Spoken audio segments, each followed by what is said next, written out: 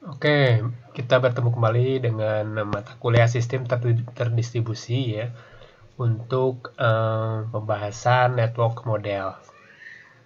Kita lihat di sini network model apa saja yang harus kita ketahui sebagai seorang sistem informasi.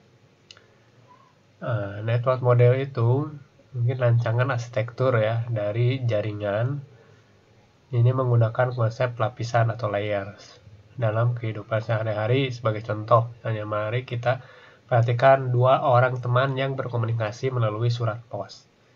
Proses pengiriman surat ke teman akan sulit jika tidak tersedia layanan kantor pos.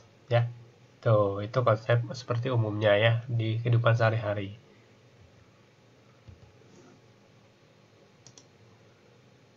Nah, kita lihat ya di sini. Tugas yang terlibat dalam pengiriman surat ya. Misalkan pengirim di sini ya, senders misalkan.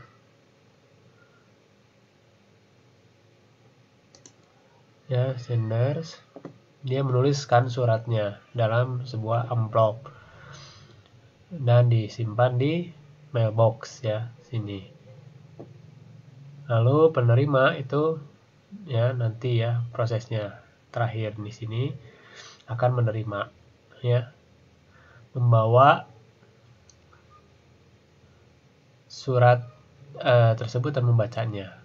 Nah, ini adalah dua bagian layer paling tinggi ya. Nah, terus si pengirim surat itu dia mengirimkan ya dari mailboxnya ke kantor pos. Sini dia jalan mengirimkan ya. Terus juga surat tersebut dia kirimkan pada kurir ya, itu kurir ke kantor pos ya.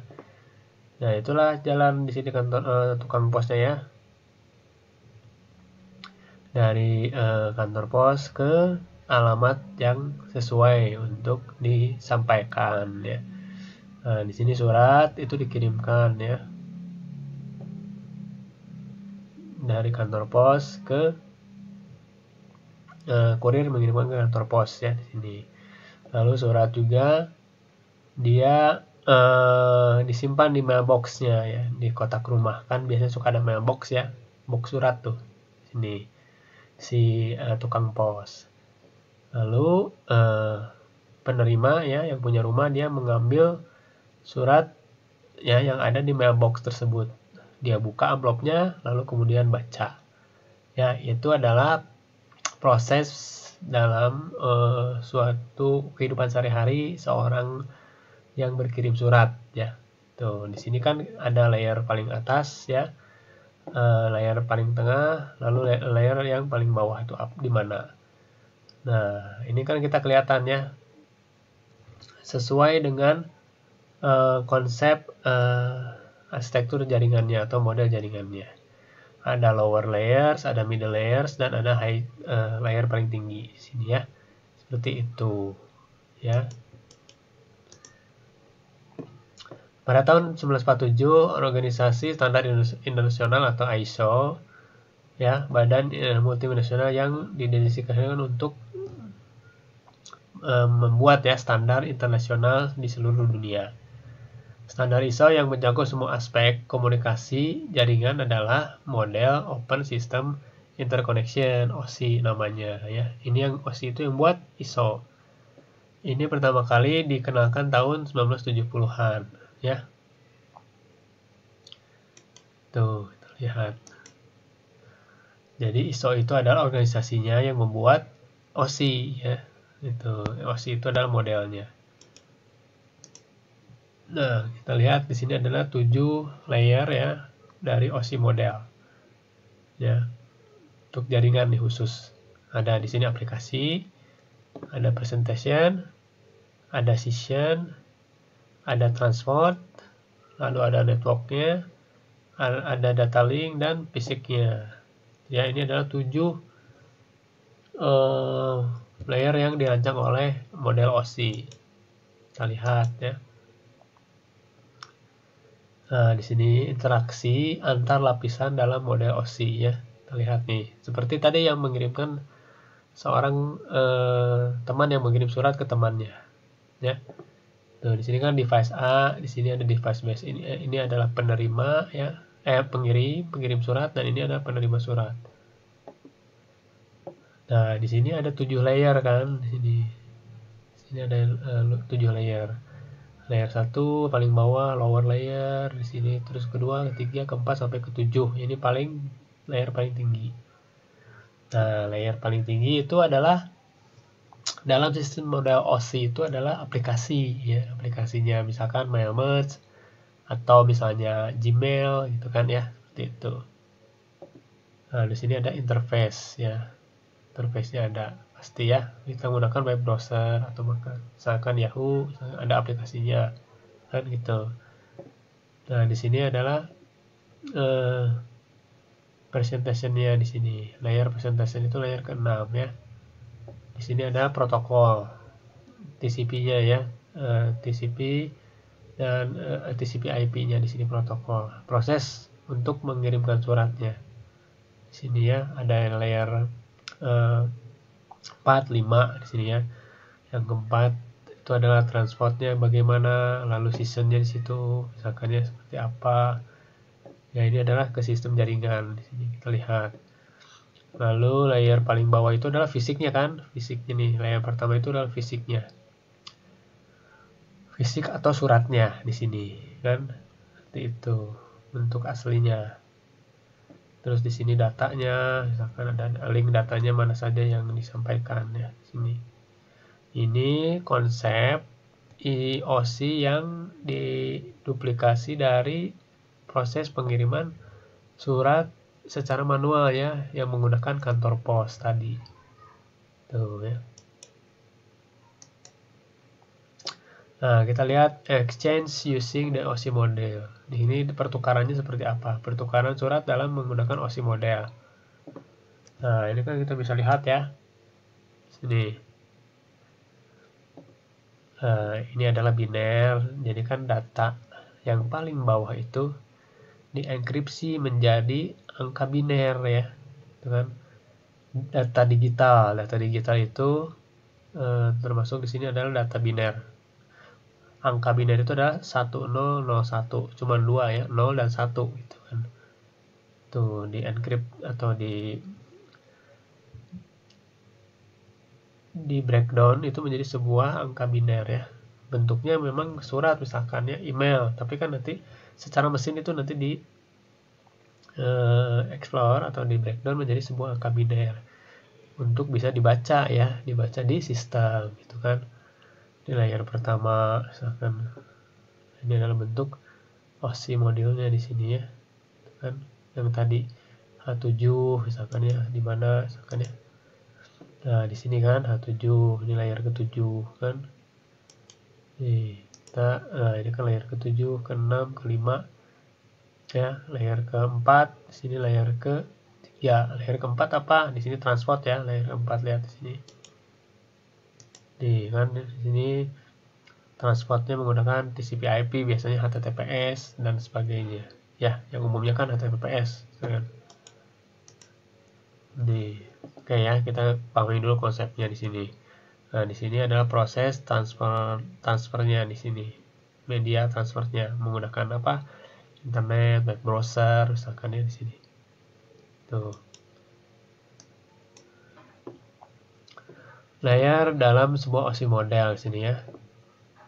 Ini ada 7 ya. Nah, yang paling atas adalah layer aplikasi.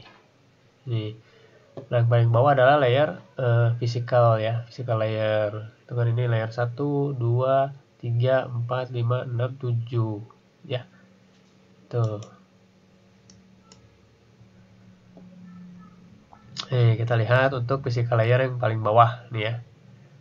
Yang paling bawah itu layer misalkan di encrypt dulu atau di breakdown dulu si data kita menjadi sebuah biner ya, angka biner. Nah, di sini. Ini kan physical layer di sini. Kan? jadi sebuah angka biner 01 dan 001 misalkan ya, gitu. Terus misalkan ya, nih lapisan fisik itu bertanggung jawab atas pergerakan bit individual dari satu loop atau node ke loop berikutnya. Itu ya, jadi sini kan kita menggunakannya bit ya, ukuran digital komputer itu. Jadi harus biner ya, makanya di breakdown menjadi sebuah angka biner si physics layernya di sini, physicalnya nih. Bentuknya sih kita tulisan misalkan surat ya, email kan surat tuh teks dan nomor, angka, gambar dan sebagainya, itu di breakdown menjadi sebuah angka biner di sini di physical layer ya. Nah, terus berikutnya adalah data link layer di sini. Kita lihat level yang kedua, layer kedua. Ini adalah dari physical layer nih.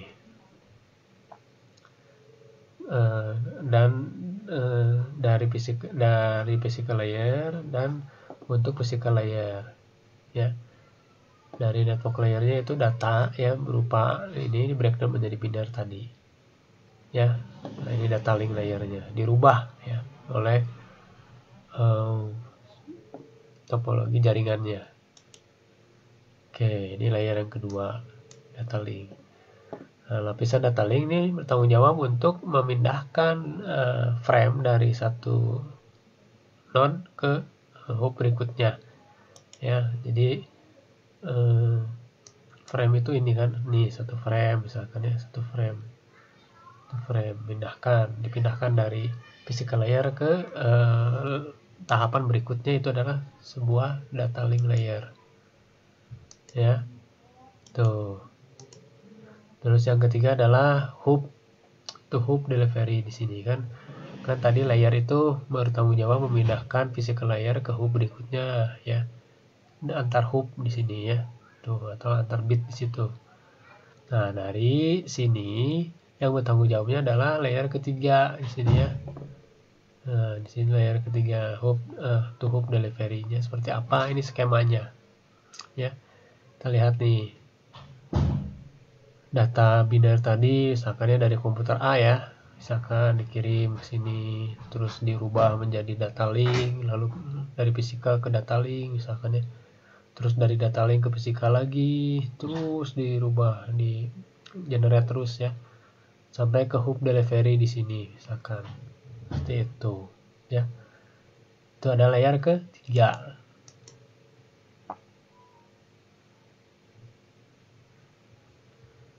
Oke ya, kita lihat nih layer 1, layer 2 dapat dibaca berikutnya ya. Kita lihat nih. Lalu layer ketiga itu adalah lapisan jaringan yang bertanggung jawab atas pengiriman paket individual dari host sumber ke host tujuan. Berikutnya layer keempat di sini ya, source to destination delivery. Ya, kita lihat apa tanggung jawabnya. Nah, kita lihat ya di sini ya.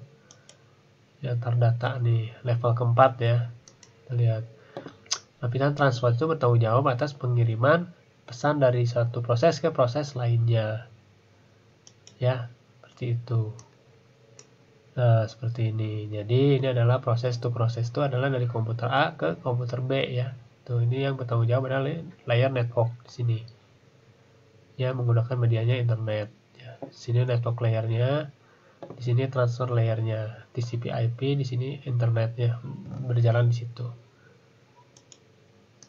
Oke, ya di sini adalah session layer di layer ke-5 ya, misalkan bertanggung jawab untuk kontrol dialog dan sinkronisasi. Oke, ya ini antar layer ke-5.